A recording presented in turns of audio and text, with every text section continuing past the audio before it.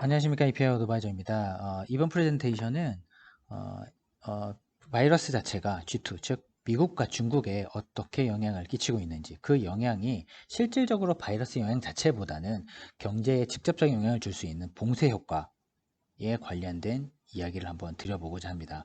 최근에 골드만삭스가 이런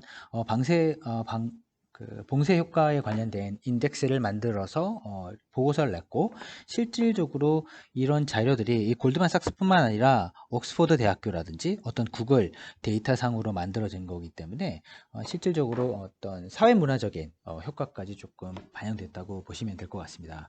특히 이런 경제적인 일반적인 뭐 GDP라든지 저희가 알고 있는 금리라든지 이런 지표보다 실질적으로 경제 활동의 어떤 확산에 관련된 이야기가 실질적으로 이런 봉쇄로부터의 미치는 영향 트렌드 자체를 측정할 수 있기 때문에 실질적으로 시간과 즉 시계열과 그리고 지역별로 이런 영향을 구체적으로 보는데 도움이 될 수 있을 것 같습니다. 특히 이런 상대적인 어떤 시계열 영향과 지역별 영향을 분석해서 볼 수 있기 때문에 어떤 국가나 어떤 시장이 더 유리한지를 판단하는 데 큰 도움이 될 것 같습니다.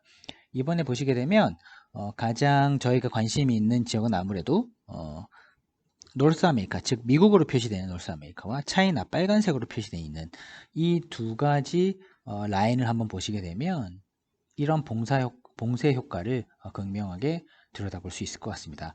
빨간색 라인을 따라 보시게 되면 중국 같은 경우는 이 봉쇄 효과가 5월 초까지만 하더라도 계속 그 효율성이 떨어졌고 시장에서도 믿지 않았었고 이런 봉쇄 효과의 어떤 그 경제적인 영향을 많이 의구심을 가지게 한 것도 사실입니다. 실제 미국의 시장에서 거래되고 있는 중국 지수 혹은 실제 중국 시장에서 거래되는 중국 지수조차도 거의 플랫하게 누워있는 약간의 반등 정도밖에 없었습니다.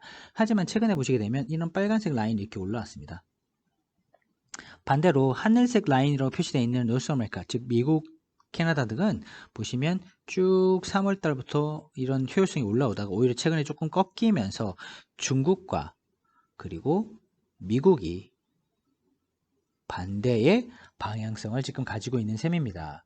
따라서 이런 긍정적인 방향성에 중국이 위치하게 됐고 상대적으로 덜 긍정적인 방향성이 미국이 위치하게 된 그런 상황입니다. 언제 기준으로? 6월 말 기준으로 보시게 되면 따라서 경기 부양책의 질만 확인이 된다면 미국보다는 중국을 사야 되는 그러한 시기라고 볼 수 있을 것 같습니다.